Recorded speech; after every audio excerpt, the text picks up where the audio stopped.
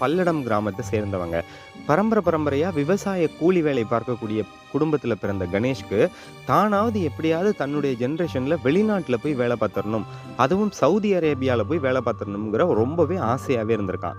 கணேஷுக்கு திருமணமாகி 2 குழந்தைகள். அதாவது 5 வயசுல ஒரு குழந்தையும், 8 வயசுல ஒரு குழந்தையும் இருக்காங்க. கணேஷ், அவனுடைய மனைவி இருவருமே தினசரி தங்களுடைய வீட்டுக்கு அருகாமையில இருக்கக்கூடிய வயல்வெளிகள்ல போய் தினக்கூலிக்கு வேலை பார்த்து அதில கிடைக்கக்கூடிய சொற்பமான பணத்த வச்சு தங்கள் குடும்பம் மற்றும் தன்னுடைய தந்தை, தாய் இவங்க எல்லாத்துக்குமே தேவையான விஷயங்கள அதாவது பத்தியும் பத்தாமலும் அவன் செஞ்சுகிட்டு இருக்காங்க.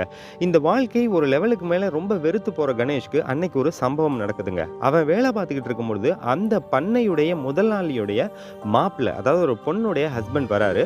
வந்த உடனே அவரோட மாமனார் கிட்ட ரொம்ப சகஜமா சிரிச்சு பேசிட்டு இருக்காரு. அவர் மாமனாரும் தன்னுடைய பண்ணையையும், பண்ணையில இருக்கக்கூடிய வேலையாட்களையும் காமிச்சு ரொம்பவே பெருமை புலகாங்கிதம் அடைஞ்சுகிட்டு இருக்காருங்க. இத பார்த்த கணேஷ்க்கு, ச்சே!